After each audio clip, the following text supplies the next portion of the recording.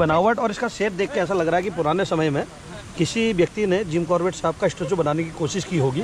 क्योंकि तो उस समय यहाँ पर जो कुमाऊं कमिश्नर थे, जैसा आपको पता टूर जनमान कुमाऊं गढ़वाल, तो कुमाऊं कमिश्नर थे सर हेनरी रैमजे, जिनके नाम पर रामनगर पहले रैमजे नगर था। वो कल बता, ये ब्रिटिश टाइम का बना हुआ कैनाल है। तो इसको अंग्रेजों ने बनाया था 1854 में, इसका उन्होंने मतलब वर्क स्टार्ट किया था 1854 में। तो यार जो ये रोड आ रही है हल्द्वानी से, और सामने हमारा कॉर्बेट म्यूज़ियम। जी सर। और ये रोड जाती है नैनीताल बाईपास के लिए, और यहीं से आगे जाना हमने लेफ्ट में, जो कि है हमारा कैनाल ट्रैक, और इसी सीधे ही रामनगर को रोड नैनीताल को कट रही थी। थोड़ा सा आगे जाके मतलब 100 मीटर जाके लेफ्ट में एक ये कैनाल है, और ये कैनाल माना जाता है कि ब्रिटिशर्स ने बनाई है। देखते हैं आगे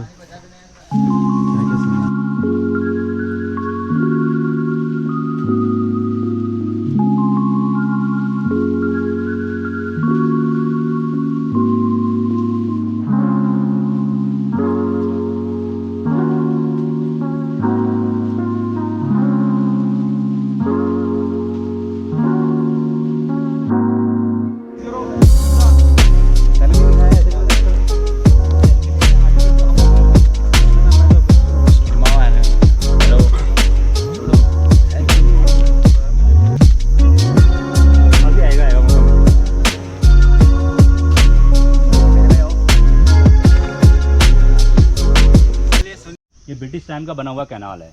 तो इसको अंग्रेजों ने बनाया था 1854 में, इसका उन्होंने मतलब वर्क स्टार्ट किया था 1854 में। इसका जो मेन पर्पस था, जो अंग्रेजों ने यहाँ पे जो कैनाल बनाई, ये सिर्फ बनाई थी लोहे के लिए। यहाँ पे जो है उत्तर भारत की प्रथम आयरन फाउंड्री स्थापित की थी अंग्रेजों ने। उस टाइम पर वो हमारे देश में रेलवे का डेवलपमेंट कर रहे थे। रेलवे के डेवलपमेंट के उनको लोहा चाहिए था। यहाँ आप नैनीताल रोड पर जाएंगे तो आयरन ओर पाया जाता है, आयरन ओर के हिल्स हैं यहाँ पे। तो वहाँ उन्होंने वहाँ से आयरन ओर कलेक्ट किया। जब इस पर सारी रिसर्च चल रही थी, तो किसी रिसर्चर ने कहा कि आप लोहा तो आप ठीक है ले आएंगे, लोहे को पिघलाने के लिए हमारे पास जंगल भी है, लकड़ी हम काट लेंगे, लेकिन लोहे को पकड़ेंगे कैसे? जब उसको पिघलाएंगे तो उसको कलेक्ट कैसे करेंगे? तो उन्होंने फिर ये आइडिया लगाया, हमारे पास एक नदी है यहाँ पे, ये बौर नदी का पानी है, इसलिए इसको बौर कैनाल भी कहते हैं। तो उन्होंने क्या करा, बौर नदी से ये बौर कैनाल बनाई। ये जो कैनाल है अभी वर्तमान में 10 किलोमीटर की है, लेकिन उस समय जब उन्होंने काम स्टार्ट किया था तो उस टाइम पर ये 2.5 किलोमीटर की बनी थी। जहाँ पर आयरन फाउंड्री है वहाँ तक बनाई गई थी, क्योंकि 1854 में यहाँ पर 4 से 5 परिवार रहते थे बस इस क्षेत्र में। ये भी पूरा जंगल था, काला डूंगी चकलवा, इधर पूरा एरिया जंगल था। ठीक है, तो इसकी मतलब फिर उन्होंने क्या करा, जब उन्होंने लोहे की फैक्ट्री लगा दी, उससे पहले कैनाल बनाई। पहले कैनाल, क्योंकि जब पानी होगा तभी लोहे को कलेक्ट करेंगे ना, तो दोनों काम लगभग एक साथ ही स्टार्ट किया। थोड़ा सा ये पहले स्टार्ट किया, तो 1856 में सारा कंप्लीट हो गया था, फाउंड्री भी और कैनाल भी। और 1856 से यहाँ पर लोहा बनना स्टार्ट हो गया। अब लोहा बनना स्टार्ट हुआ तो लोहे को पिघलाने के लिए काय की जरूरत पड़ी? लकड़ी की। और लकड़ी के लिए यहाँ पर जंगल था, जंगल बहुत सारे कटने लग गए यहाँ पे, और पॉल्यूशन बहुत ज़्यादा हो गया यहाँ पे। तो उस समय यहाँ पर जो कुमाऊं कमिश्नर थे, जैसा आपको पता टूर जनमान कुमाऊं गढ़वाल, तो कुमाऊं कमिश्नर थे सर हेनरी रैमजे, जिनके नाम पर रामनगर पहले रैमजे नगर था। वो कल बता भी रहे थे ना वहाँ पर प्रोफेसर साहब कि रामनगर को रैमजे नगर कहते थे, जो अगर हिस्ट्री में आप जाओगे तो। उसके बाद उसको रामनगर कर दिया गया। तो रैमजे ने देखा, यहाँ वो घूमने आए थे, उन्होंने देखा कि यहाँ तो बड़ा जंगल भी कट रहा है और यहाँ बड़ा पॉल्यूशन हो गया है। और तो उन्होंने उस जो रैमजे थे वो काला डूंगी के जंगल से काफ़ी प्रभावित थे। उनको ये जंगल काफ़ी सुंदर लगा, क्योंकि उन्होंने यहाँ पर टाइगर दिखता था उनको, यहाँ पे लेपर्ड दिखा, यहाँ पर हाथी दिखे, और बिल्कुल एकांत एरिया भी था। तो काला डूंगी के लिए पहले ये भी कहते थे लोग कि अंग्रेज़ की उसको जो है काला पानी कर दो। मतलब अगर आपने काला डूंगी भेज दिया तो वो समझ लो काला पानी हो गया। मतलब इतना डेंस था ये, आज भी डेंस है। तो उस ज़माने में तो ये सारे घर कुछ था ही नहीं ना यहाँ पे। जहाँ से हम आए तो रोड कुछ थी नहीं, सब कच्ची रोडें थी, घर ही नहीं थे। तो एक घर यहाँ पे एक आधा किलोमीटर 1 किलोमीटर में घर है, इस तरीके से लोग बने हुए थे।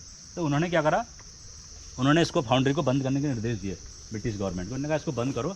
तो उनका काफ़ी उसमें उन्होंने पत्र व्यवहार किया, और उन्होंने रीजन दिया कि अगर हम इसको बंद नहीं करेंगे तो हमारे यहाँ का जंगल खत्म हो जाएगा, हमारी वाइल्ड लाइफ खत्म हो जाएगी। और लोहा इतना ज़्यादा था भी नहीं उस समय यहाँ पे। उसी समय जो है अंग्रेज़ों को जो है लोहा बिहार, झारखंड, अन्य एरिया में काफ़ी ज़्यादा मिल गया था। यहाँ उन्होंने देखा कि इससे पूरा भी नहीं होगा, पूरा होता नहीं इससे। ठीक है, तो उन्होंने इसको 1876 में इसको बैन कर दिया। इसलिए कहते हैं क्योंकि जिम कॉर्बेट लेगेसी भी कहते हैं, जिम कॉर्बेट की लेगेसी है ये। तो जिम कॉर्बेट जब यहाँ रहते थे तो उन्होंने बहुत सारे ऐसे काम किए, जैसे आपने पढ़ा होगा वो बहुत बड़े हंटर थे, शिकारी थे। शिकारी तो थे ही, इसमें कोई मतलब डाउट नहीं है।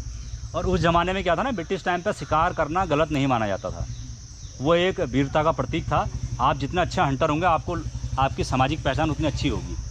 अगर आज ऐसा नहीं है, आज अगर आप जितने बड़े अगर हंटिंग करेंगे पहले तो आप जेल में जाएंगे सीधे सीधे, लेकिन उस समय उसको एक सम्मान की नज़र से देखा जाता था क्योंकि लोग कम थे, वाइल्ड लाइफ ज़्यादा थी। आज लोग बढ़ गए, वाइल्ड लाइफ कम हो गई है। जैसे आप देखें हमारा जो तराई वाला जंगल है आपका, बाजपुर, काशीपुर, आपका रुद्रपुर, खटीमा, ये सारा तराई में पहले ये पूरा जंगल था एक ज़माने में, ठीक है। ये तो आज़ादी के बाद बसा हुआ एरिया है ना, तराई वाला ज़्यादातर जो एरिया है वो सब आज़ादी के बाद डेवलप हुआ है। उससे पहले पूरा जंगल था। ये हम जिसमें खड़े हैं इसको तो आप पता है भाबर कहते हैं। भाबर के बाद क्या आता है, ऊपर को चढ़ेंगे तो फिर क्या आएगा, हैं पहाड़? कौन सा पहाड़ आएगा? शिवालिक के बाद फिर कौन सा आता है? लोअर के बाद मिडिल में भी 2 पार्ट होते हैं। मिडिल के बाद फिर क्या आता है? फिर आप पता ही आपको ट्रांस हिमालय आ गया। तो ये हमारा सर्किट है ना। अब हम सोचते हैं कि अगर हम यहाँ पे कुछ दिक्कत होगी, तो अगर हम यहाँ पे कोई चीज़ ख़राब होगी तो इसका नुकसान ऊपर भी जाएगा और नीचे भी।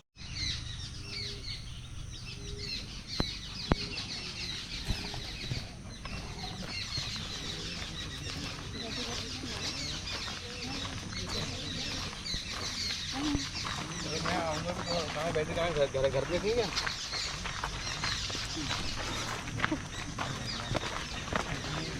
ठीक छोड़ो, उड़ जाओ यार इतना।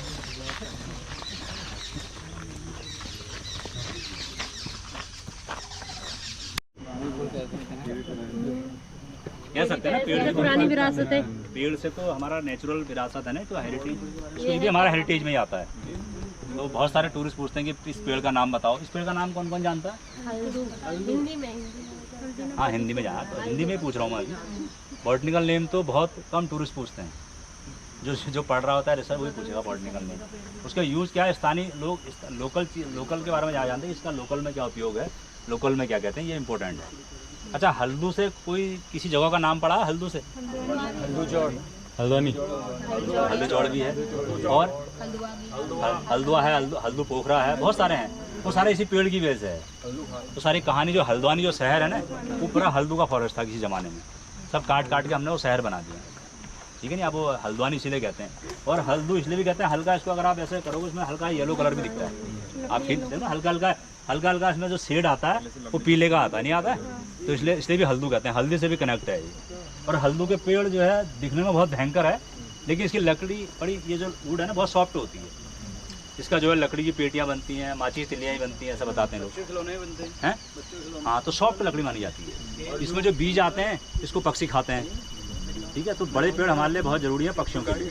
जो बहुत सारे पक्षी ऐसे ना जो ऊंचे में बैठे हैं, जैसे रैप्टर बर्ड, तो शिकारी पक्षी ऊंचे में बैठेंगे तब शिकार देख पाएंगे, क्योंकि शिकारी पक्षी नीचे नहीं बैठता, वो जाके ऊपर टॉप पे बैठेगा ज़्यादातर, क्योंकि वहाँ से वो अपना वो ताकि अपना शिकार कर सके, पकड़ सके।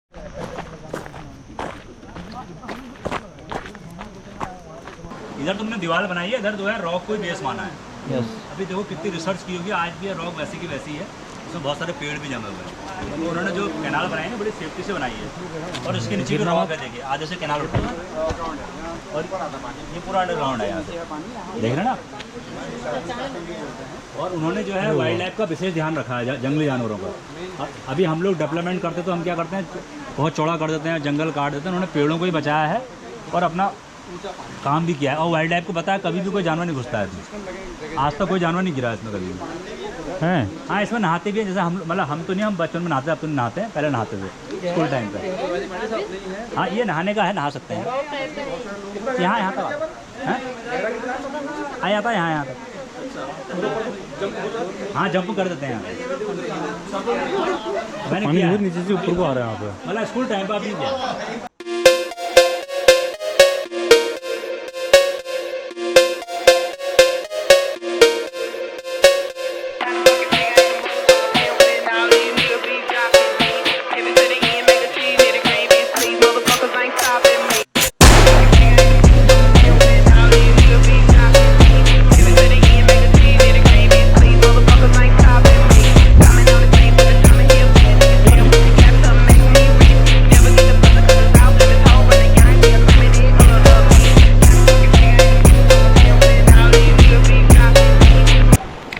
तो बहुत अच्छा फील भी हो रहा है। आप जब आप शांत रहें तो आपको नदी की आवाज़ भी सुनाई दे रही है। इधर कैनाल भी है, यहाँ से थोड़ा सा जो है ये 2-2.5 फीट की कैनाल है, इसकी चौड़ाई, इस पर चलना है हमने।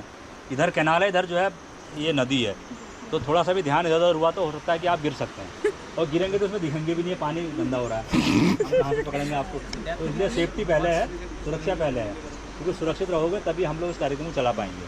तो यहाँ से जो है बिल्कुल ध्यानपूर्वक चलना है। जब आपको कहीं देखना है दाएँ बाएँ या ऊपर नीचे, तो आप रुक के देखिए, ये नहीं कि चल रहे हो देख रहे हैं दाएँ बाएँ तो भड़म नीचे जाएंगे, तो ऐसा नहीं करना है, ठीक है। तो आगे बढ़ें फिर हम लोग, क्योंकि हमारे उसमें थोड़ा पहाड़ीपन भी रहेगा, मतलब बहुत ज़्यादा ये होगा 4 फीट 4 फीट 4-5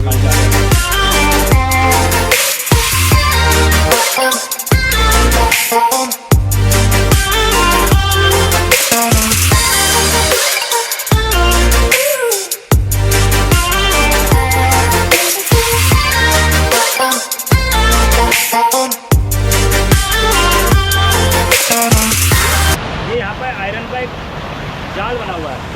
ये क्यों बनाया गया? जाल बनाने का रीज़न क्या है? बड़ी नीचे ना घुसे गंदगी। और इसके अलावा पत्ते वगैरह लकड़ी के साथ अंडरग्राउंड में एक फंसे ना, उसके अगर आएंगे तो यहाँ पर लोग भी जानवर ये मैन भी बनाया उन्होंने वाइल्ड लाइफ की सेफ्टी के लिए। कई बार क्या होता है ना, छोटे जो डियर के छोटे बच्चे होते हैं वो गिर जाते हैं। मैंने भी यहाँ से बार्किंग डियर जो है निकलते हुए देखा है। तो अगर ये यहाँ पर आयरन नहीं लगाया होता तो क्या होता, अंदर चले जाएगा तो मर जाएगा, क्योंकि अंदर काफ़ी लंबी अंडरग्राउंड है, इसलिए बनाया गया है। मैन है वाइल्ड लाइफ की सेफ्टी के लिए। सेकेंड है इसका यूज़, जितना भी पत्तियाँ वगैरह लकड़ियाँ गिरती हैं वो यहाँ अटक जाती है, तो यहाँ पीछे निकाला हुआ नहीं निकाला ना पीछे, ये इसलिए बनाया गया है। और यहाँ पे जहाँ पर आप खड़े हैं ये एलिफेंट का वे भी है, ये एलिफेंट का पूरा वे है, क्योंकि आपको पता है यहाँ पे एलिफेंट कॉरिडोर भी है हमारे यहाँ। तो ये पूरा जो हाथी देहरादून से चलता है इसलिए यहाँ से नेपाल निकल जाता है। तो ये एलिफेंट का मेन वे है, तो इसलिए उन्होंने यहाँ पर अंडरग्राउंड किया हुआ है कैनाल को, ताकि हाथी आराम से निकल जाए। तो हमने यहाँ पर कई बार हाथी को देखा है, ये हाथी का परमानेंट रूट है। और हाथी जो है जहाँ भी चलते हैं वहाँ से कभी थोड़ा को छोड़ते नहीं। अगर आप वहाँ पर गाड़ी निकालोगे ना तो भी कभी ना कभी जरूर आएंगे। जो गाँव में हाथी आते हैं इसलिए आते हैं, क्योंकि ये जगह हाथी की भी जगह। यार देखो ये कैनाल अंडरग्राउंड भी है यार पूरा, देखो भाई साहब, ये देखो पूरा पैक्ड है। ये पता नहीं कौन से सन की बनी होंगी, और उसमें भी देखो आर्किटेक्चर का इतना अच्छा नमूना पेश किया गया है, अभी भी वैसी की वैसी ही है। और जंगल घना होते हुए अभी तक ये पत्तियां थोड़ा दूर दूर थी, अब आपस में आ गई है हमसे मिलने के लिए। ये देखो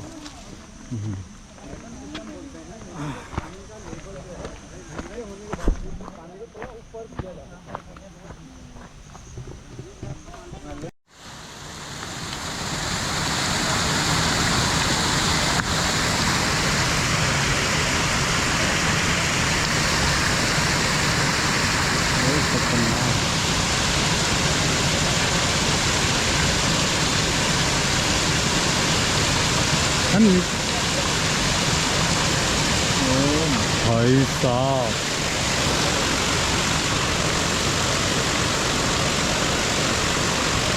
सब पड़ो यहाँ तो भाई साहब, जल्दी नीचे डालो। हाँ नीचे डाल।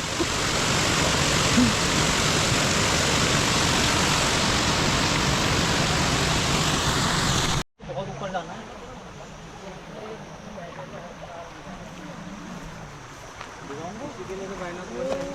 बर्ड दिख रही है ना पीली वाला।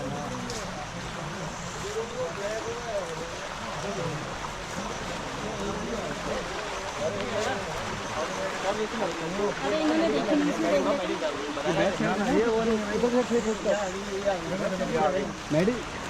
हाँ वही है यार, वही दूर से वहाँ ना शेड में कलर। हाँ तो ये जो पानी जो आ रहा है ना बौर रिवर का ही पानी है, तो यहाँ से ही बौर कैनाल स्टार्ट होती है। तो ये स्टार्टिंग पॉइंट पे हम खड़े हैं, बिल्कुल बौर कैनाल के हेड के टॉप पे खड़े हैं इस समय। तो ये जो पानी आप देख रहे हैं ये यहीं से स्टार्ट होता है। तो अभी वर्तमान में 10 किलोमीटर की कैनाल है, लगभग 10,000 हेक्टेयर लैंड है यहाँ पे, जो ये पानी सिंचाई के लिए जा रहा है। आपका छोटी हल्द्वानी जहाँ आप अभी आए हुए हैं ये पहला गाँव है, इसके अलावा 35 विलेज और भी हैं, और काला ढूंगी जो है पूरी एक नगर पंचायत है। तो पूरा सिंचाई के लिए यही पानी यहाँ उपयोग में लाया जाता है। लेकिन जब ये कैनाल बनाई थी उस लोहे को ठंडा करने के लिए, बाद में उन्होंने जब कैनाल बंद करी तो हिल एरिया से माइग्रेशन होता गया, अल्मोड़ा, रानीखेत, नैनीताल के पहाड़ से पहले बसने वाले लोग थे यहाँ पे। अभी तो आप पिथौरागढ़ से भी हैं और मतलब काफ़ी जगहों से लोग हैं। उस समय स्टार्टिंग में जो पहाड़ के लोग आए थे, नैनीताल, अल्मोड़ा, रानीखेत के लोग ज़्यादा आए थे यहाँ पर। तो फिर लोग बसते गए, तो फिर कैनाल को अंग्रेज़ों ने आगे बढ़ा दिया। तो आज उनके द्वारा किए गए कार्य से हमारे सभी लोगों को इसका फ़ायदा मिल रहा है। इस कैनाल का ये हेरिटेज है। और अब बात आती है जिम कॉर्बेट से कैनाल कैसे जुड़ी हुई है, क्योंकि ये कैनाल बन गई थी जिम कॉर्बेट के पैदा होने से पहले बन चुकी थी। जिम कॉर्बेट ने इसका उपयोग किया था एज ए जंगल स्टूडियो। तो उनका ये पूरा जंगल स्टूडियो हुआ करता था। जब उन्होंने 1930 में जब उन्होंने बैचलर ऑफ पॉल का टाइगर मारा था, उसके बाद उन्होंने हंटिंग पूरी तरह से बंद कर दी थी। फिर उन्होंने कैमरा ले लिया था। वो कैमरे से वीडियोग्राफी, फोटोग्राफी क्या करते थे। उस ज़माने में जो कैमरा होता था, वो कैमरा जो है रील वाला होता था और वो आवाज़ करता था। तो जो पानी की जो आवाज़ आप देख रहे हैं ना, पहले ये पानी पूरा फैल के आता था। ऐसा लिखा हुआ है या ऐसे रिसर्चर बताते हैं। तो जिम कॉर्बेट ने जब यहाँ कैमरा लगाया तो कैमरे की आवाज़ से वाइल्ड लाइफ भाग जाती थी, क्योंकि उसमें रील वाला कैमरा आवाज़ करता था। फिर उन्होंने क्या करा, उन्होंने यहाँ पे जो है बहुत सारे स्टोन डाले हुए हैं, पत्थर। यहाँ पर पत्थरों का भरान किया, तो उससे क्या हो गया, हल्का फुल्का उबड़ खाबड़ हो गया। तो उससे जो है पानी की आवाज़ और कैमरे की आवाज़ बराबर हो गई, तो आराम से वाइल्ड लाइफ की मूवी बना लेते थे। अब उनकी इस बात से हम सहमत इसलिए हैं क्योंकि हम यहाँ पर ऑलरेडी जानवरों को देखते हैं। मेरा खुद का अपना अनुभव है, मैंने यहाँ पर हाथी देखा है, टाइगर देखा है। अभी हम 1 हफ्ते पहले आए थे, यहाँ हाथी जो है आराम से नहा रहा था। हम इस कैनाल के हेड पर खड़े थे, हाथी ऊपर नहा रहा था। तो ऐसे ये कहीं ना कहीं ये उनकी जो सत्यता को दर्शाता है, जो हम भी, जिसका एक्सपीरियंस हम भी ले रहे हैं यहाँ पर। तो ये उसका जंगल स्टूडियो था एक्यूरेट। एक स्टोन हमें मिला है जी। ये इसकी बनावट और इसका शेप देख के ऐसा लग रहा है कि पुराने समय में किसी व्यक्ति ने जिम कॉर्बेट साहब का स्टैचू बनाने की कोशिश की होगी, क्योंकि इसके आगे फेस है और बैक साइड में आप देखेंगे तो इसका गर्दन वाला पार्ट है जी जी। तो ये काफ़ी कोशिश करी गई थी। उसको जिसने उठा दिया ना, तो वो माना जाता है कि जिम कॉर्बेट का वो है, कहते हैं थाऊ नहीं, उनके वंश का है। ये फेस इनका ये इतनी आसानी से उठता नहीं है। क्या बात है, क्या बात बहुत भारी है ना, अगर इसको आपने उठा दिया तो ये माना जाता है कि आप जिम कॉर्बेट के वंश है। तो यार फाइनली हम हेड तक तो पहुँच गए थे। टेल तक जाना है। अब वापस जहाँ से आए थे वहीं वापस जाना है। हाँ लो पानी लो, कोई बात नहीं। तो यार कैनाल जो है ना यहीं से स्टार्ट होती है। अब जा रहे हैं वापस टेल की तरफ। हाँ, और ये वैसे इसको यदि आप अपने खेतों के चारों ओर लगाए तो हाथी के लिए और सुअर के लिए एक बहुत अच्छा तारवाड़ का ये काम करता है। ठीक, क्योंकि इसमें कांटे होते हैं। हाँ कांटे लगे हुए, पूरे कांटे होते हैं। यदि आप छुओगे तो कांटा आपके चुभेगा। तो इसमें और ये घना इतना होता है कि सुअर भी इसमें प्रवेश नहीं कर पाता। अच्छा ठीक ठीक ठीक। राममास के बारे में कुछ कहो। रमबास के बारे में ज़्यादा पता नहीं है इसकी ना, मैं बताती हूँ। जब हम गेहूँ वगैरह काटते तो उसके बाद गेहूँ के गट्टे लगाने की रस्सी होती है ना, तो इसको काट के इसकी रस्सियाँ बनाई जाती हैं। एलोवेरा भी होता है ऐसी एक। हाँ, एक एलोवेरा दूसरा हुआ, लेकिन इसकी रस्सियाँ वगैरह बनाते हैं। इसको छील के इसके कांटे वगैरह निकाल के, जैसे इसको यहाँ से काटा, थोड़ा इसको ऐसे छील दिया, फिर ये ऐसे करके इसकी रस्सियाँ बन जाती हैं। हाँ, रेसे निकल जाती है। रेसे बहुत